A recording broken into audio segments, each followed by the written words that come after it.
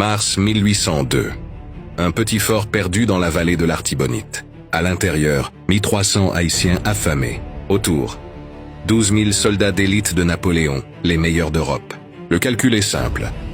Les Haïtiens devraient être écrasés en 1 heure. Mais ce qui va se passer va traumatiser l'armée française pour toujours.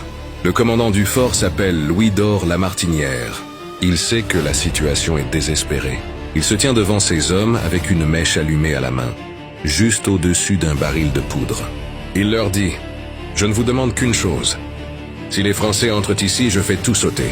Nous mourrons tous, mais nous ne serons plus jamais esclaves. » Le cri des soldats déchire le ciel. La liberté ou la mort. À ses côtés, sa femme, Marie-Jeanne, fusil à l'épaule, combat dans les tranchées comme un lion. Les généraux français, sur 2, lancent l'assaut. Ils marchent en colonne serrée, pensant que les Haïtiens vont s'enfuir. C'est un piège. Lamartinière ordonne à ses hommes de ne pas tirer. « Attendez qu'ils voient le blanc de nos yeux. » À 20 mètres, le fort explose. C'est un carnage. Les généraux français sont fauchés les uns après les autres. Leclerc est blessé. Dugas est tué. L'armée de Napoléon, qui a conquis l'Italie et l'Égypte, recule devant des anciens esclaves.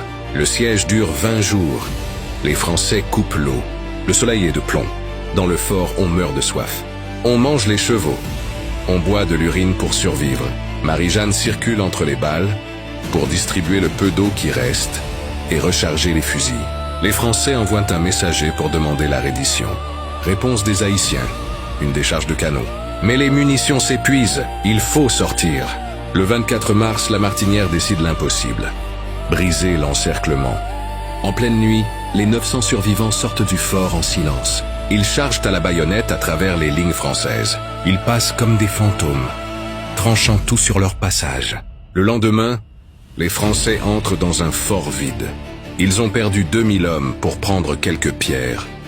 Les Haïtiens, eux, sont déjà dans la montagne, prêts à recommencer. Les Crètes-à-Pierrot ont prouvé au monde une chose.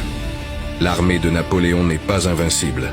Ce n'était plus une révolte, c'était une guerre nationale. Si vous visitez l'Artibonite aujourd'hui, le vent souffle encore le nom de Lamartinière et de Marie-Jeanne, ceux qui ont appris à la France ce que signifie vraiment le mot courage. Partage cette vidéo pour honorer nos ancêtres.